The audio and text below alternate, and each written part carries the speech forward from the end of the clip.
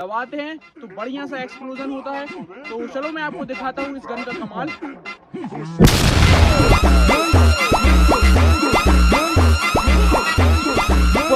तो भाई सब फिलहाल अपन जा रहे हैं धान में खाद डालने के लिए, और साथ में अपन ने रख ली फंगीसाइड, और इसी के साथ अपन फंगीसाइड मिक्स करके खाद में डालेंगे। उसके साथ साथ अपन ने क्लोरो भी रख ली है, क्योंकि जो जड़ वाला केंचुआ है वो अपने खेत में कहीं कहीं देखने को मिल रहा है। फसल ऊंची नीची हो रही है, कहीं बड़ी हो रही है, कहीं छोटी हो रही है। इसका मतलब है कि जड़ों में केंचुआ लगा हुआ है लाल वाला। तो उसके लिए अपन क्लोरो मिलाएंगे यूरिया के साथ, और फंगीसाइड भी मिला देंगे, जो कि सिस्टमेटिक एक्शन है। कॉन्टैक्ट एक्शन वाली फंगीसाइड यूरिया के साथ मत मिलाया करो, जो भी सिस्टमेटिक रहती है उसको यूरिया के साथ मिलाया करो। और वो खड़ा है अपना मेसी, इसका भाई रिव्यू करना है, तो कल इसकी रिव्यू वीडियो में डाल दूंगा। फिलहाल अपन इसको लेके चलते हैं। अरे भाई हो जाए यार, चल खाद डालने के लिए।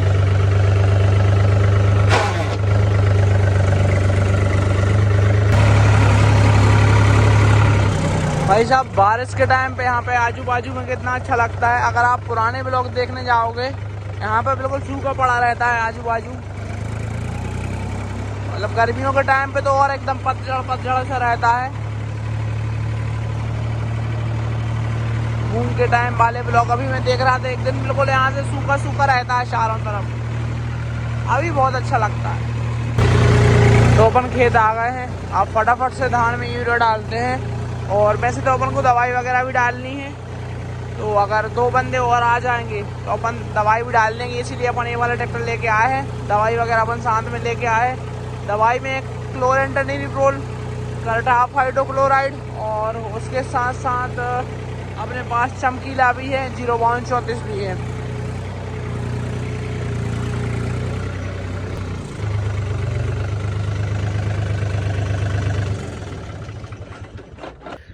तो भाई साहब ये है अपनी क्लोरो और साइपरमेथ्रिन, और ये है अपनी थाइपोनेट मिथाइल 70% वेटेबल पाउडर। ये है अपनी धान।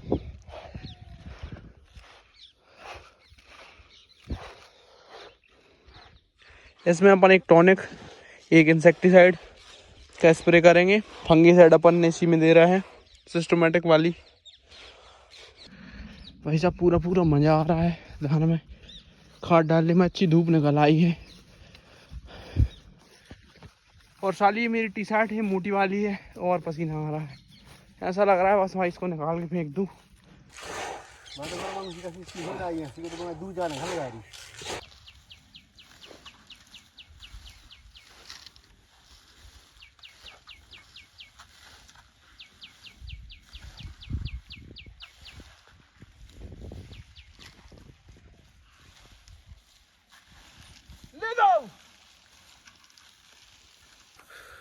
तो भाई साहब पिछली बार अपन ने मक्का बहुत कम लगाई थी, तो भाई साहब बहुत कम पानी गिरा था और मक्का 1 नंबर बन गई थी।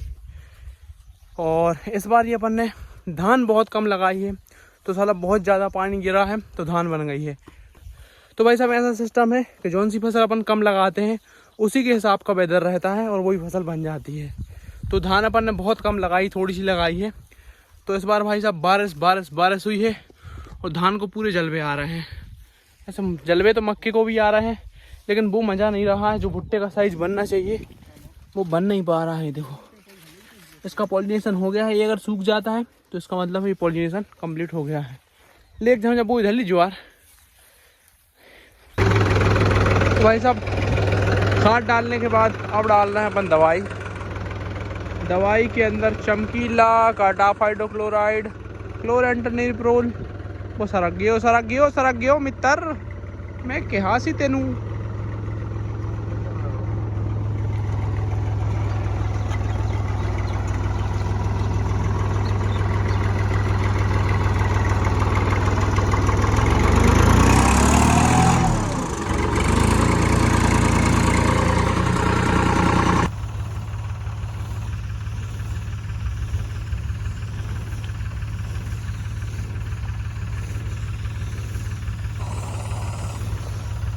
स्टेम बोरर और लीफ फोल्डर के लिए इसमें पक्का ट्रीटमेंट है। भाई साहब एक तो इनसे परेशान हूँ।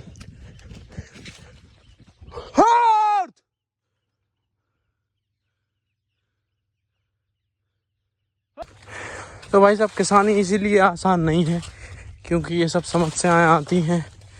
ये देखो नीचे जंगली सुअर का अटैक आपको दिख रहा है और ऊपर तोतों का अटैक आपको दिख रहा है, पैरट्स का अटैक। अभी मैं आगे जा रहा हूँ, आपको दिखाऊंगा कितने सारे बैठे हुए हैं एक जगह पे। अब तो सारे डरते भी नहीं हैं वो किसी से। वहाँ पे वो लोग दवाई डाल रहे हैं। और ये देखो भाई साहब जंगली सुअरों का कमाल।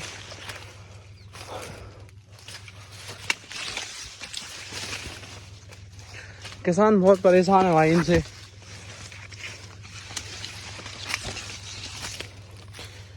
सिस्टम हैंग कर दिया है सालों ने। ये देखो। और भाई साहब ये पैरट्स का नुकसान भी देखे लो।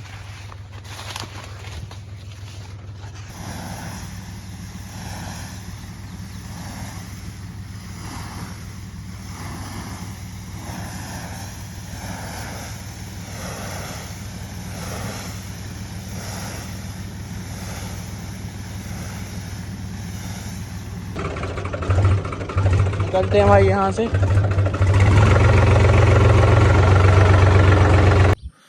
गुड मॉर्निंग मित्रों, गड्डी चक के चल रहे हैं खेत बल्लू माड़ा सा देख के आने कि फसलों की कंडीशन किवें दी। Let's go.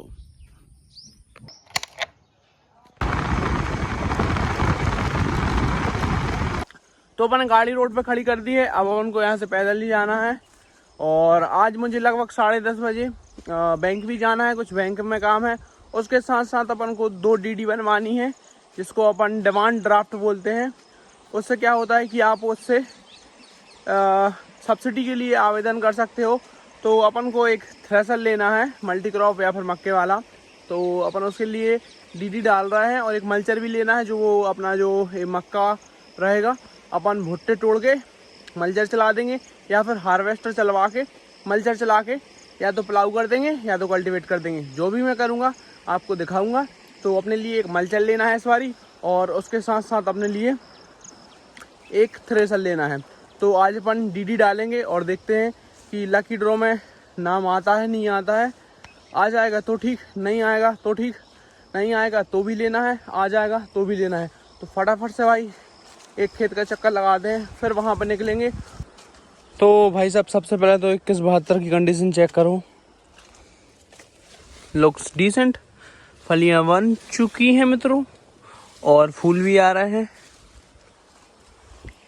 इतने बेकार वेदर कंडीशन में 21-72 की परफॉर्मेंस अच्छी है और एक सक्सेस वैरायटी है। अच्छी तरीके से मैनेजमेंट किया जाए तो आप 8-9-10 का एवरेज बड़े आराम से ले सकते हो। और ये जो ये पैच है इधर भाई साहब पानी भर जाता है तो ये जल भराव का पैच है। तो अपनी जो फसल है वो एक डिसेंट कंडीशन पे आ गई है। अब भाई साहब इसको देख के पछतावा नहीं हो रहा है कि भाई इस बार कुछ गलती हुई है। तो आप देख सकते हो ये जो वैरायटी आप सामने देख पा रहे हो ये है डिकाल 9133। सब में भाई साहब 2-2 भुट्टे लगे हैं, कहीं कोई कसर नहीं है। सब में 2-2 भुट्टे आए हुए हैं। और ये आप कंडीशन चेक कर सकते हो। पौधा थोड़ा पतला है नीचे से और ठीक है, जो है बढ़िया ही होगा। इस बार भाई साहब अपन बहुत ज़्यादा उम्मीद कर रहे थे, बहुत ज़्यादा मक्के से। और अपन ने उसी हिसाब से प्रिपरेशन भी करी थी, खाद बीज सब अपन ने बढ़िया ही लेके आए थे। पर मौसम ने साथ नहीं दिया भाई साहब, वरना जल में लुटवा देते। अमेरिका लेवल की मक्का आप मेरे खेत में देख पाते। पर क्या ही करूं, ज़मीन भाई साहब कहीं की कोई ज़मीन कम नहीं है। अगर आप थोड़ा सा बेसल डोज पे ध्यान दे लो, आफ्टर फर्टिगेशन पर ध्यान दे लो और थोड़ा सा स्प्रे वगैरह टाइम से करो तो ज़मीन कोई कम नहीं है। तो अपने लिए एक कमेंट आया था कि भाई साहब क्रॉप रेसिड्यू मैनेजमेंट के बारे में बात करो, यानी कि जो फसल अवशेष हैं उसको आप कैसे मैनेज करते हो। भाई साहब मक्के में तो मैंने ये सिस्टम बनाया है कि भाई सब सारा का सारा अपन को ज़मीन में मिलाना है। अभी तक अपन रोटावेटर से मिलाते थे, अगर अपन मल्चर ले लेंगे तो भाई साहब मल्चर से मिलाएंगे। मल्चर से मिलाने में क्या होता है, बिल्कुल बारीक बारीक कणों में टूट जाता है। रोटावेटर से उतना बारीक नहीं टूट पाता है, तो अगली फसल की बुआई करने में दिक्कत जाती है। अगर आप रोटावेटर से तोड़ रहे हो तो एक काम करो, उस पर पिलाऊ कर दो। और भाई साहब मैंने एक सिस्टम बना लिया है इस बार, ये आपने देखा होगा कि मैंने मूंग की कटाई के बाद कहीं भी पिलाऊ नहीं किया है। मूंग की कटाई के बाद अपन ने पिलाऊ नहीं किया है, और ना अपन ने ज़्यादा कुछ खास गर्मियों में पिलाऊ किया है, लेकिन बहुत ज़्यादा नहीं किया है। तो अब मैंने सिस्टम चेंज कर दिया। अब अपन बारिश के बाद ही पिलाऊ करेंगे। बारिश के बाद पिलाऊ करके फिर अपन को पलेवा करके बुआई करनी पड़ेगी। चाहे चने की बुआई कर लो, पलेवा कर लो और बुआई कर दो। अगर आप चने की बुआई पिलाऊ करके कर देते हो तो आपका एक भी पौधा नहीं सूखेगा और जो उत्पादन है वो नेक्स्ट लेवल आएगा, ये मेरी गारंटी है। और बाकी बेड प्लांटेशन का मक्का आप देख पा रहे हो, ये वैरायटी है कैप्सूल, जिसको अपन कैप्सूल बोलते हैं, लूजीविडो कंपनी का। हाइट छोटी है। हाइट छोटी होना कोई बुरी बात नहीं है, अच्छी बात है। कम से कम ज़मीन पे नहीं गिरेगा और बहुत अच्छे पॉट सेट हुए हैं। थोड़ा धूप के चक्कर में दिख नहीं पा रहा है, वरना काम बढ़िया है। और एक चीज़ और, अगर आप फसल अवशेषों को ज़मीन में मिला रहे हो तो भाई साहब नाइट्रोजन की कमी या फिर यूरिया की कमी किसी भी फसल को पड़ने मत देना। अगर यूरिया की कमी आपकी फसल में पड़ जाएगी तो आपकी फसल ख़राब हो जाएगी और आप बोलोगे कि भाई साहब आपने बोला था कि खेत में फसल अवशेष मिलाने हैं और हम लोगों ने फसल अवशेष मिला दिए और हमारी फसल पूरी बैठ गई, कमज़ोर सी है, पीली पीली सी पड़ रही है। तो आपको, अगर आपने फसल अवशेष ज़मीन में मिलाया है तो यूरिया भाई साहब दबा के देना है। कोई भी फसल हो, यूरिया आपको देना है।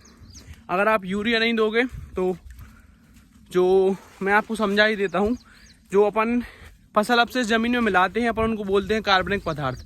तो कार्बनिक पदार्थ जब अपन ने ज़मीन में मिलाया तो उसको डिकम्पोज करने के लिए आएंगे बैक्टीरिया। तो बैक्टीरिया सिर्फ कार्बनिक पदार्थ नहीं खाते हैं, उसके साथ उनको नाइट्रोजन भी चाहिए पड़ता है। जैसे अपन दाल के साथ चावल खाते हैं, चावल के साथ दाल खाते हैं, तो ऐसे ही भाई साहब उनका सिस्टम है कि वो कार्बन के साथ नाइट्रोजन खाते हैं। तो कार्बन तो अपन ने दे दिया फसल अवशेष से, पर नाइट्रोजन जो ज़मीन में है इंट्रैप्ड, तो वो उसको खा लेंगे तो आपके पौधे को नाइट्रोजन नहीं मिल पाएगी। इसके कारण जो पौधे हैं जहाँ पे भूसा वगैरह पड़ा रहता है वहाँ पे पीले पीले से पौधे हो जाते हैं। तो उसके पीछे का यही कारण है भाई। तो आपके लिए नाइट्रोजन की कमी नहीं पड़ने देनी है।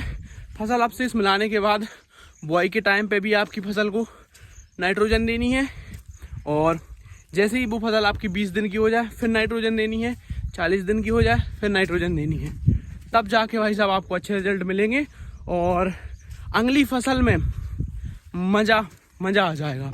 जैसे आपने मक्के के बाद गेहूं किया, गेहूं के बाद जो मूंग करोगे उसमें आपको खाद देने की ज़रूरत ही नहीं पड़ेगी, बढ़िया चलेगी वो। तो भाई साहब इसको देखो, मज़ेदार जलवे गाड़ रहा है भाई। बेड प्लांटेशन कहते हैं भाई इसको। का बचा के ले आना। हाँ हाँ धान नहीं डालने, हम फिर ले आते हैं यूरिया की टेंशन नहीं है। पानी किया पानी की।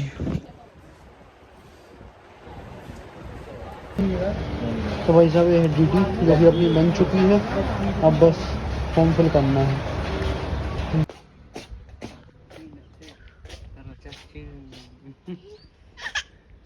गन चलाओगे? गन चलाने चलोगे? नहीं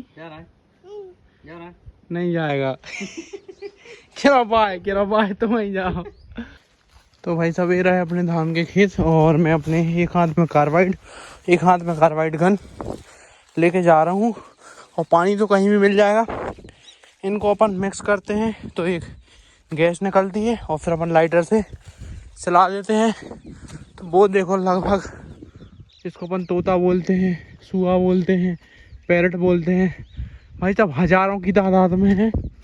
बहुत ज़्यादा बड़े लेवल पे नुकसान कर रहे हैं इस बार। तो भाई साहब भगवान वो नहीं मान रहे हैं पानी गिराने से, सरकार वो नहीं मान रही है यूरिया देने से, जंगली सुअर वो नहीं मान रहे हैं। और अब बारिश थी तो ये देखो पैरट आपको दिख रहे होंगे, शायद नहीं दिख रहा है वहाँ पे, कैमरे में नहीं दिख रहा है, लेकिन 1000-1500 से ज़्यादा है। अब मैं लेके जा रहा हूँ और उनका इलाज करते हैं भाई, भगाते हैं सालों को। ये देखो भाई सब चारों तरफ वही, ये देखो हॉर्थ हॉर्थ हॉर्थ। दादा रे, इतना तो भाई मैंने इमेजिन तक नहीं किया था जितने थे। देखो अब इनका क्या किया जाए, आप ही बताओ। ओपन करेंगे 3, 2, 1।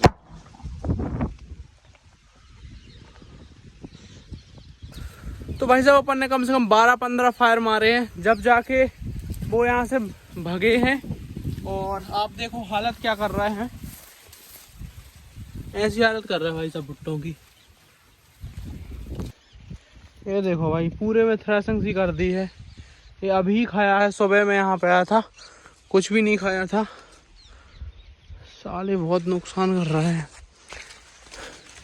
भाई साहब। जल्दी बुआई करने का एक ये भी नुकसान है कि, तो भाई साहब जल्दी बुआई करने का एक बहुत बड़ा नुकसान है कि किसी का खेत पका नहीं होता तो जितने भी एरिया भर के पैरेट्स वगैरह हैं वो सारे अपने ही खेत में आ जाते हैं और दबा के नुकसान करते हैं भाई। जल्दी बुआई इसलिए नहीं करनी चाहिए।